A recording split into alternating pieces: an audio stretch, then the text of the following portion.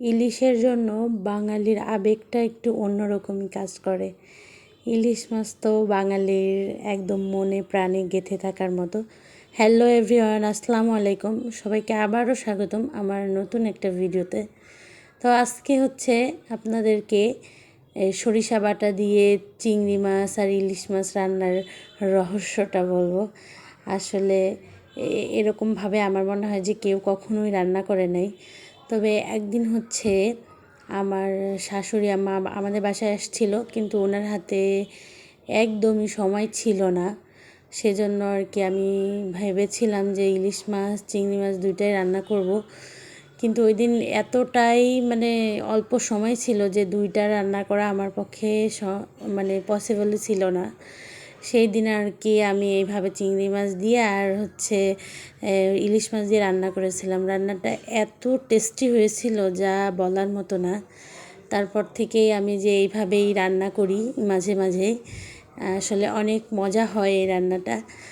এইখানে হচ্ছে আমি পেঁয়াজ দিব, পেঁয়াজ দিয়ে একটু নাড়াচাড়া করে নিব, নাড়াচাড়া করে তারপরে হচ্ছে চিংড়ি মাছ দিব। চিংড়ি মাছটা হালকা একটু ভেজে নিব, ভেজে নেওয়ার পরে এই যে এইখানে হচ্ছে আমি ইলিশ মাছগুলো দিয়ে দিব, দিয়ে তারপরে হচ্ছে হলুদের গুঁড়া আর হচ্ছে মরিচের গুঁড়া আর লবণ দিয়ে গুলে এর ভিতরে দিয়ে দেবো। তারপরে এইটা অল্প একটু রান্না করে একটু উল্টায় পাল্টায় দিব মাছগুলা দিয়ে, তারপরে ওইটা আর একটু রান্না করব। রান্না করে তারপরে হচ্ছে এখানে আমি সরিষা আর হচ্ছে জিরা আর কাঁচামরিচ একসঙ্গে বেটে নিয়েছিলাম। বেটে নিয়ে তারপরে এর ভিতরে ওই মিশ্রণটা আবার ঢেলে দিব।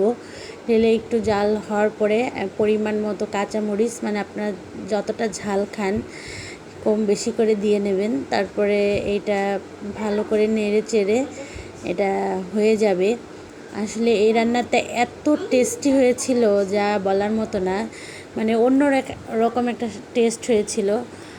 কারণ ইলিশ মাছ তো বাঙালির কাছে একটা আবেগের জায়গা।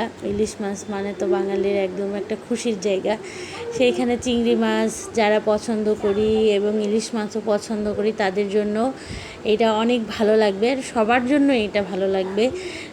প্রথমে আমি ভেবেছিলাম যে দুইটা আলাদা আলাদা করে রান্না করব, কিন্তু একদমই টাইম ছিল না। আমার শাশুড়ি মাকে যেতেই হবে, অল্প সময়ের জন্য এসেছিল।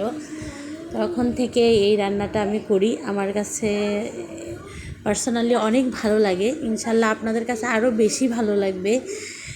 একবার হলেও এটা ট্রাই করেন আর আমাকে কমেন্টস করে জানায়েন যে এটার টেস্টটা কেমন হয়েছিল।